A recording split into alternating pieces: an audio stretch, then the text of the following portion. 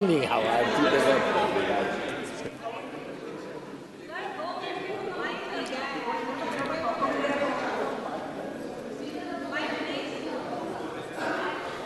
हो जाएगा। स्टार्ट करो।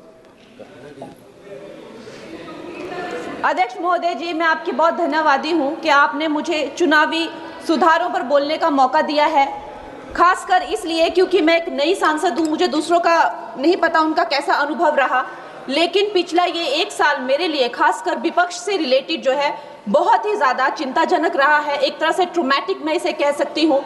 हर दिन इन्होंने यहाँ पे तमाशा किया है, हमारा दिल दहल जाता था इनको देखकर। एसआईआर ये वेल में उतर जाते थे। यहाँ पर इन लोगों ने डराना, धमकाना, धक्का मुक्की, ऐसा कोई इन्होंने किसी तरह की कोई बदतमीजी नहीं है जो एक भी दिन इन्होंने संसद भवन चलने नहीं दिया।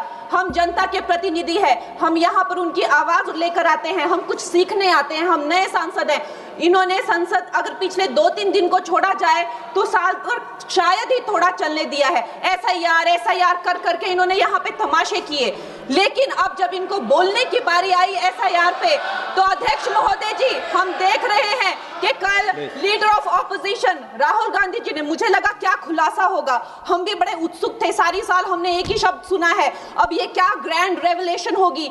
लेकिन राहुल गांधी जी जो लीडर ऑफ ऑपोजिशन है, उन्होंने कल जब कहा खादी है, खादी में धागे हैं, धागे में लोग हैं, लोगों के अंदर, उनको जब कहा गया कि आप पॉइंट की बात कीजिए, तो उन्होंने कहा कि मैं अपना फ्रेम कर रहा हूं, मैं अपना आर्ग्यूमेंट फ्रेम कर रहा हूं। और इतनी देर बाद जब वो फ्रेम करके पहुंचे तो ले देकर वो वापस उसी अंतर्राष्ट्रीय मूल की महिला, अध्यक्ष जी मैं एक महिला होने के नाते आपसे रिक्वेस्ट करना चाहती हूं कि every woman is entitled to her dignity. वो अंतर्राष्ट्रीय मूल की है, विदेशी महिला है, लेकिन उन्होंने कितनी बार आकर उन्होंने सोशल मीडिया पे कहा है कि मैं कभी भारत नहीं गई हूं, मेरा हरियाणा चुनाव से कुछ लेना देना नहीं है। लेकिन फिर भी ये लोगों ने बिना किसी ठोस सबूत के उनका यहाँ पे फोटो बना के उन्होंने उनको उछाला, यहाँ पे उनकी तस्वीर उछाली यहाँ पर और यहाँ पर ब्लैक कार्ड यूज करना भी अलाउ नहीं है। इन्होंने फिर भी नियमों का उल्लंघन किया।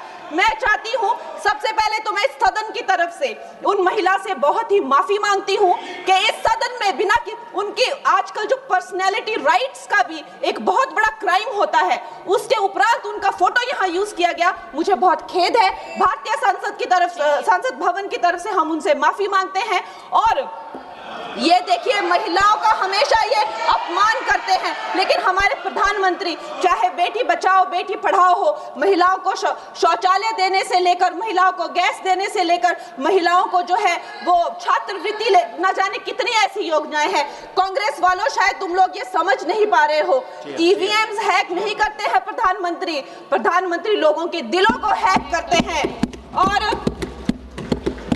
और ये लोग दुहाई देते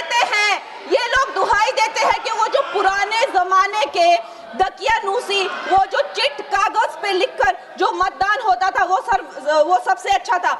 ये लोग भूल गए वो दिन, आप लोग भूल गए वो दिन। इंदिरा गांधी वर्सेस राज नारायण का केस, उसको जो है इतिहास में The case that shook the nation के नाम से जाना जाता है। उस पर मैंने एक फिल्म भी बनाई हुई है। वोट चोरी और वोटों की धांधली के लिए एक प्रधानमंत्री पे एक साधारण से नेता ने केस किया था और उस धांधली में वो पकड़ी गई थी। हर उनका जो आरोप है उसमें सच सिद्ध किया गया था और रातों रात उनको कुर्सी छोड़ने के लिए कहा गया था और रातों रात जो है उनको ये आदेश दिया गया था कि आगे इतने सालों तक आप कभी जो है वो चुनाव लड़ नहीं सकते। ये धांधलियां इन्होंने करी हुई हैं और ये जो है उस टाइम के बैलेट बॉक्सों को उठाकर ले जाते थे ये लोग, और आज कहते हैं कि इनको ईवीएम्स जो है वो हैक हो जाते हैं। अध्यक्ष महोदय जी मैं इनको याद दिलाना चाहती हूँ, प्रियंका गांधी जी कहती हैं कि छोड़ो पुरानी बातें, हम पुरानी बातें नहीं करेंगे, हम पुराने लोगों के बारे में नहीं बोलेंगे।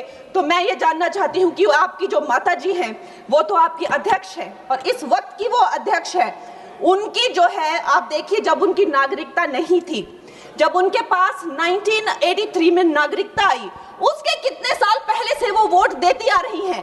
तो ये जो इनका जो परिवार है, एंटाइटलमेंट से जो ग्रस्त ये इनका परिवार है, ये प्रियंका गांधी जी को भी याद रखना चाहिए। चाहे आपका भूतकाल हो, चाहे आपका वर्तमान हो, आप सब लोग, चाहे ईवीएम हो या चाहे कागज पे लिखा हो, जब आप लोगों के चरित्र में जो है किसी तरह की मर्यादा नहीं है, आप लोगों ने कभी भी इस देश का, यहाँ की कानून व्यवस्था का, संविधान का कभी आप लोगों ने सम्मान नहीं किया हुआ है। और अध्यक्ष महोदय जी, बिहार में जैसे ही एसआईआर लागू हुआ, हमारी सरकार ने जो है कम से कम 60 लाख से ज्यादा अवैध, अब ये जो सारे अमाननीय वोट कार्ड है, ये सिर्फ घुसपैठियों के नहीं है। कुछ ऐसे लोग हैं जो माइग्रेट हो गए हैं, कुछ ऐसे भी लोग हैं जो इस दुनिया में है ही नहीं। 60 लाख से ज्यादा। और अगर वो लोग जेन्युइन थे तो उन्होंने, किसी ने तो रिक्वेस्ट करनी चाहिए थी कि भाई मेरा वोटर आईडी कैंसिल हुआ है। उसके उपरांत जो है 21 नए वोटर आईडी जो है उन्होंने दिए हैं। और इस तरह का एक माहौल बना बिहार में कि आज तक की सबसे ज्यादा वोटिंग जो है 67% वोटिंग हुई। नागरिकों में ये उत्साह जगा कि जो है इस तरह की जो क्लेंजिंग प्रोसेस है वो होना चाहिए। मैं एक देशभक्त होने के नाते अध्यक्ष महोदय जी, मैं ये प्रपोज करना चाहती हूँ कि हमारे देश में जो है हमेशा महीने 2 महीने बाद हमारे जो शीर्ष नेतृत्व हो गए, सारे अधिकारी हो गए, हमारे जितने भी रिसोर्सेज हैं, हम लोग उनको हर महीने 2 महीने में इलेक्शंस में जो है पुश कर देते हैं। इससे हमारे देश का बहुत ही भारी नुकसान होता है। और मैं ये चाहूंगी कि 1 नेशन 1 इलेक्शन, जो नरेंद्र मोदी प्रधानमंत्री जी जो कहते हैं कि एक वोटिंग जो है डेमोक्रेसी के उत्सव के रूप में, जैसे कि दिवाली होती है, होली होती है, उस रूप में मनाया जाए। क्योंकि ये सिर्फ सरकार का ही नुकसान नहीं है, 10,000 करोड़ से ज्यादा का जो नुकसान होता है सिर्फ वही नहीं है, लेकिन मुझे लगता है कि धीरे धीरे हमारे जो नागरिक भी है उनमें जो वोटिंग फटीक है, बार बार उन्हें जागरूक करना, बार बार कई जगहों से जहां वो काम करते हैं वहां से उनको ट्रैवल करके अपने नेटिव प्लेसेस पे आना और बार बार मार्केटिंग करके, it is exhausting for the whole ecosystem. तो मैं ये प्रपोज करना चाहती हूँ कि 1 नेशन 1 इलेक्शन को लाया जाए। और ये जो भी हमें जिस तरह की जो असुविधा होती है हर महीने 2 महीने में इलेक्शंस की, उससे जो है हम बच सकते हैं। जय हिंद। धन्यवाद जी। माननीय सदस्य मियां अल्ताफ अहमद जी।